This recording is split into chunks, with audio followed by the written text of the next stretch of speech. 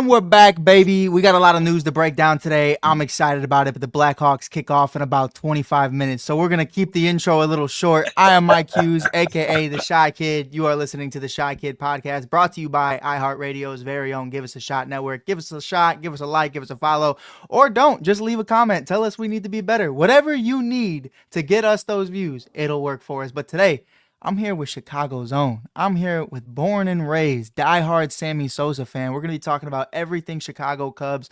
First, Miguel, I gotta say your full title. We're talking to the Chicago Cubs and Blackhawks Spanish play-by-play announcer, but don't let him fool you. He's there on Bulls games. He's there at Bears games. He's everywhere around the sun. Miguel Esparza, how you feeling, baby? Man, what's going on? I'm feeling good. Like you said, Blackhawks are about to kick off. I'm over here in the tunnels. I'm somewhere hidden in the United Center, but we're ready to go. And I couldn't pass the invitation to talk about Sammy Sosa. Without a doubt, man. Chicago born and raised, man. First, for you, what does Sammy Sosa mean to you when we talk about all-time greats and Cubs legends? I know a lot of people feel, it's either very far left or very far right. Right. But what did Sammy mean for you in that era? For me, it was where it sparked the love of the game. From very young age, my father took me to baseball games at Wrigley. But in my mind, none of those old players or during that time registered. For me, it was Sammy Sosa, it was Kerry Wood, it was Aramis Ramirez. So it was one of those that for me, Sammy Sosa, specifically that 1998 season, I remember I was still in high school, and man, I'm going to date myself here because on my way to high school, I would stop in the corner, get a newspaper to see if either Sammy or Mark McGwire hit a home run the night before. So that's how we would get our news, and it was just special in general, the buzz around the city.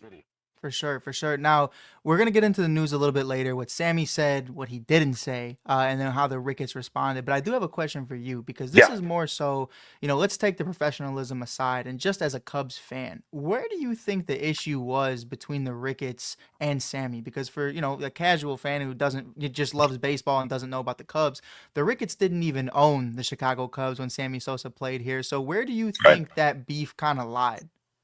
I think it was just more of them waiting for Sammy to say something, to address it in whatever way, in whatever capacity it was.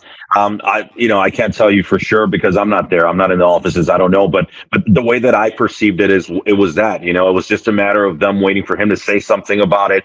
What he said today, at the end of the day, he said, I think the most important thing he said, he's like, I didn't do anything illegal, and for me, listen, as a kid growing up, young kid, watching Sammy, I didn't care. I'll tell you that. I'm sorry, but I didn't care because they were giving us excitement that we weren't getting nowhere else, right? And it was just, you wanted to be at Wrigley. You wanted to make sure that you were there because you didn't know if he was going to hit a home run. And especially when he was getting up in the 60s, it was like, dude, like we have to be there because you never know when that next home run's coming.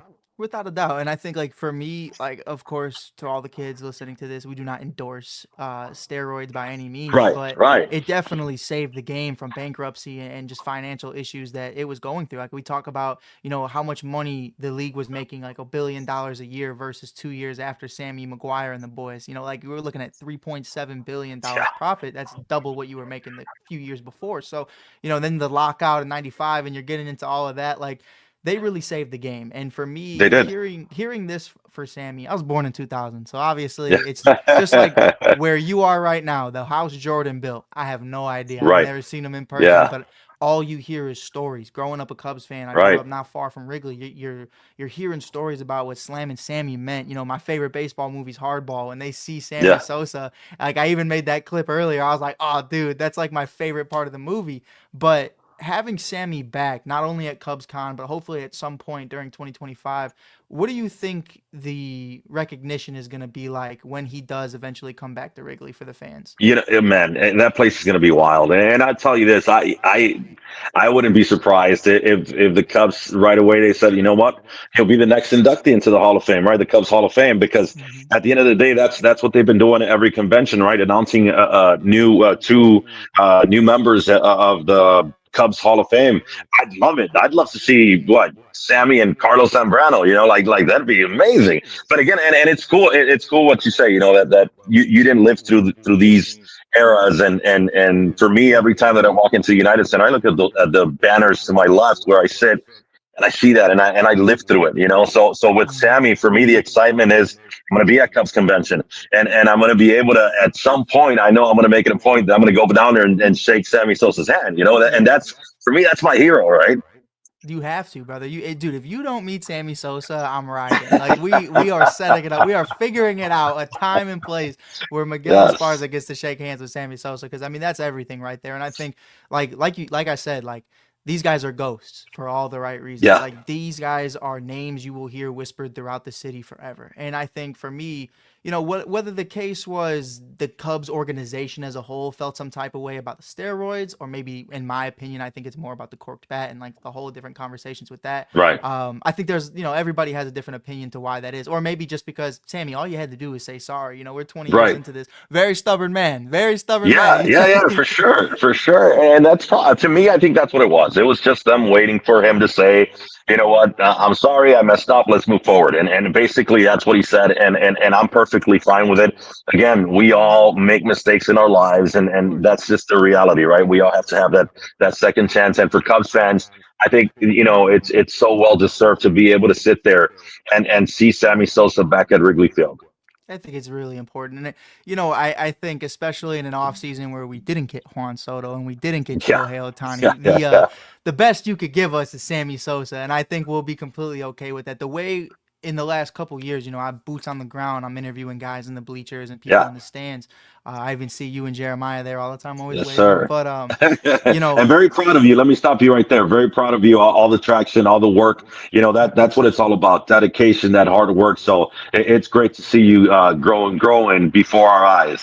I appreciate you, brother. I've won too many beer bats, is what I'll tell you. I need this break right now. But no, man, like seeing the return of Rizzo, Bryan, and Baez over the last couple years, being able Yeah. to interview fans about how they felt about it. It just like I said earlier, like I feel like the whole place is going to erupt, just like you said. And I think, everybody's gonna pull up in the 21 jerseys and it's gonna be Oh beautiful. my, But let me it'd be ask you great. this. Does Sammy get a statue at some point? I, you know, Is that pushing it? Am I pushing No, it? no, no, no. It's disturbing. He's well. Like imagine his statue where he's jumping to his side. Right. You got the Sammy bounce. Imagine that. That'd be Yeah. phenomenal. And I'm there for it 100%. And I'll tell you this. Another thing that I'm going to do is I'm going to make sure that when he's at Wrigley, I'm going to bring him into my booth and I'm going to put him on air so he can say hello to everyone in Spanish. As you should, as you should. That'll be goaded, bro. That'll be goaded. I'll literally lose my mind wherever I am. I'll be losing my mind listening to that.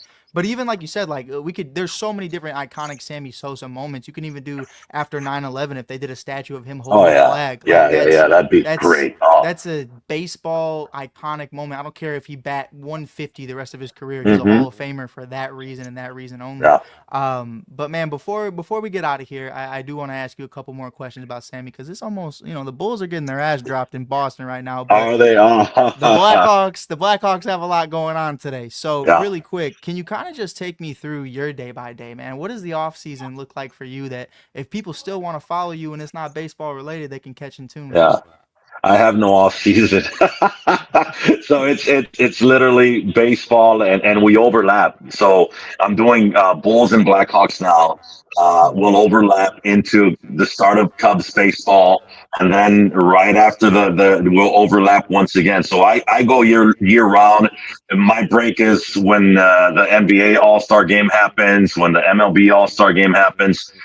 That's where I get my break. So but again, it's for me, it's just such a blessing to do what I do, and especially being born and raised here in Chicago, and these are my teams, the ones that I get to cover. So I don't complain about the no rest. No, without a doubt, without a doubt. Now, you guys can go check out Miguel right now at Miguel's plural with the S voice, Miguel's voice on Instagram right now. Check him out, give him some love. He's doing amazing things all the time. He'll keep you up to date with everything going on in the United Center. We got him I don't even know where Yes, we are right now. We're in a tunnel. I'm in the hallway. I'm in the hallway here.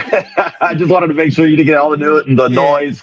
You from the got Kobe stadium. We're White getting walking very, by. yeah, very close to puck drop here. But yeah, Blackhawks. Tonight they're looking to win 3 in a row. The last time they did it, Patrick Kane was still here. It was the last 3 games that Patrick Kane was a Blackhawk. So it's very important for this group of guys to be able to come out here and leave it all on the ice. They've been able to do it the last couple of days. They were able to have a real good comeback victory last game here at the United Center. So I think good things are coming for the Chicago Blackhawks. And yeah, if you want to follow me, follow your Bulls fan, Blackhawks fan, or just a Chicago sports fan in general. And sometimes I'm also singing, so you'll see some of that on there. Hey, and don't say sometimes either. Don't knock it. That's not. Hey, it's right up there with the voice.